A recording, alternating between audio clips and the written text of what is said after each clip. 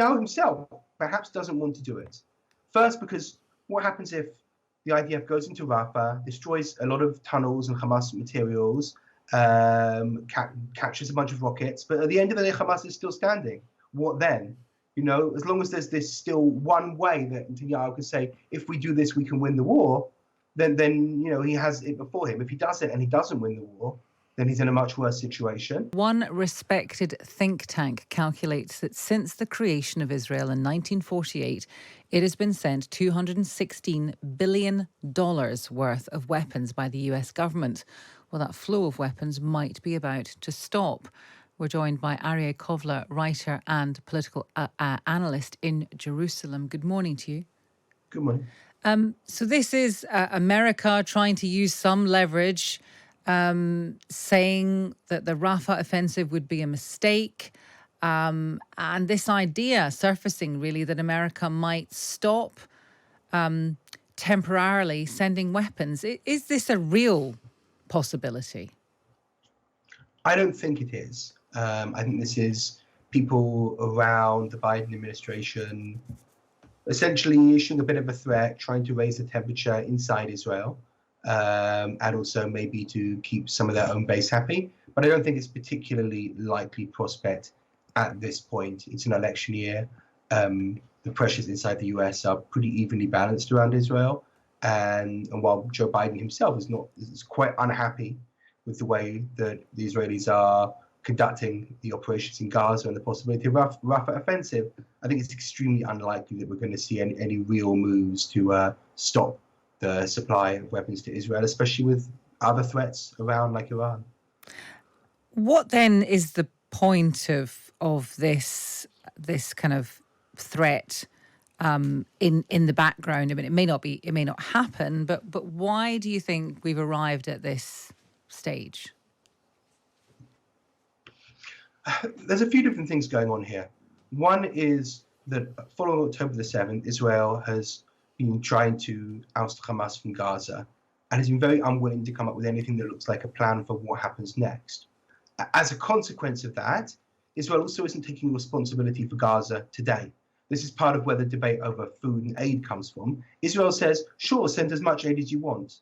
The international aid agencies say, but once it gets into Gaza, we basically can't give it out. Right? We don't have any means to distribute it. We can't get it to the people that need it. Israel says, that's not our problem. We don't have anything to do with Gaza. And so there's this question of like essentially who's in charge. And that's something the US has, from the very early days, Biden been pushing Netanyahu and the Israeli government on to come up with a plan for what happens next. And for internal political reasons, Netanyahu's government probably wouldn't survive any such plan. And so we're stuck in this kind of limbo.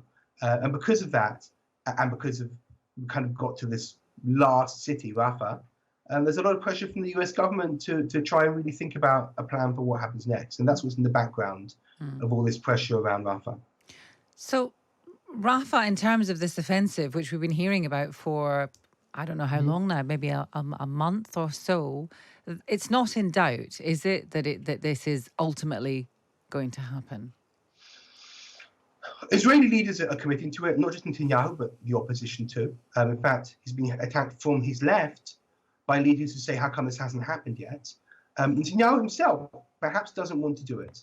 First, because what happens if the IDF goes into Rafah, destroys a lot of tunnels and Hamas materials, captures a bunch of rockets, but at the end of the day, Hamas is still standing.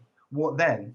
As long as there's this still one way that Netanyahu can say, if we do this, we can win the war, then he has it before him. If he does it and he doesn't win the war, then he's in a much worse situation.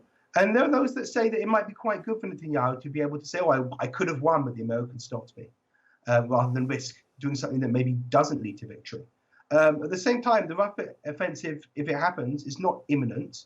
It's not going to happen, I don't think, over Ramadan, which is another 3 weeks. It's not going to happen mostly because Israel no longer has the troops necessary to do it. It's sent them all home, the reservists. And it's not going to happen while the hostage talks are ongoing, and that's expected to last another 2 weeks. So I think we're looking at something like a month before this Rafah offensive happens, if it does. The US is trying to come up with alternatives to such an offensive. There's a suggestion that perhaps the US, Egypt, and Israel could do something on the Egyptian side of the border to block the tunnels, and that might make it unnecessary. I don't think the Israeli government is going to go for it. And what is the level of public support for this offensive whenever it happens? So the level of public support for a Rafah offensive of some kind is very high. It is the last city in Gaza. It is where the kind of Hamas stronghold remaining, and of course the public has been told that it's necessary to win the war. The level of support for Netanyahu and his government is extremely low, but that doesn't translate into the Israeli public opposing the war. Where it gets a bit more complicated is if you start to ask people public questions like, which is more important, freeing the hostages or Rafah offensive, you might find that the Israeli public, I think, would prefer some kind of a hostage ceasefire deal. But it's worth noting that such a deal is not on the table from the Hamas side either. What did happen there? Because there were negotiations that were going on for some time, excuse me, and then they just kind of disappeared. What is the state of negotiations, if any, at all, right now? Well, they're still ongoing. They're still ongoing at quite a high level. The reason they've kind of disappeared is because Joe Biden and the Americans have started to downplay them rather than raise expectations. There's quite a lot of pessimism on both sides. The two sides are very, very far away, and they always were. Hamas is still saying that any kind of a deal over releasing hostages will require Israel to essentially give up on its war aims, allow Hamas to remain the government of Gaza, free some of the people who actually did the October the 7th attacks, and then give a lot of money to Hamas in order to rebuild the Gaza Strip. From Israel's point of view, that's surrendering. Israel has said it's willing to release murderers, security prisoners, etc., in order to get a deal that releases hostages and potentially have a longish ceasefire of 6 weeks, potentially more. But from Hamas's point of view, that's not enough either.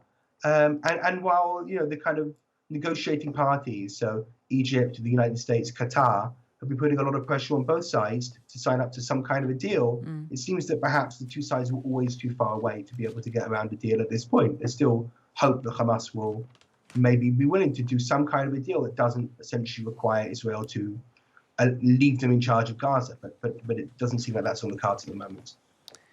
Areih, thank you very much for bringing us up to date. That's Areih Kovler, writer and political analyst in Jerusalem. And I think a few of you during that interview would have said Joe Biden downplaying it after having gripped an ice cream and said it's going to happen probably on Monday. And that was 2-3 weeks ago? At least. And I think that's really bad because remember we said we came in that morning, Biden said this, what does it mean? And the question now is, was he just misinformed by his own people? What it looked like, it's got to be honest with you, what it looked like is he didn't know the answer to the question and then made something up. And then he made something up because someone somewhere had said to him, well, there are negotiations going on. And But that was too specific. Yeah. I mean, you can make something up and say, I'm optimistic. Yeah. You don't have to put a day on it. Everything about that was weird. Which Monday did you mean? Yeah, it was just everything about it. He's sitting there eating his ice cream and Monday. And it's disgraceful, really, isn't it? Because, I mean, maybe these things just don't matter apart from the reporting of them. But he set an expectation, didn't he? There was an expectation that something was going to change. And then when you hear Areih, who's very good on the detail of this stuff, tell us just how unlikely, I mean, what I take from that is just how fundamentally unlikely a ceasefire is for all the talk in the West about it. When you hear what the opposing aims of the two sides are, it just feels a very long way away.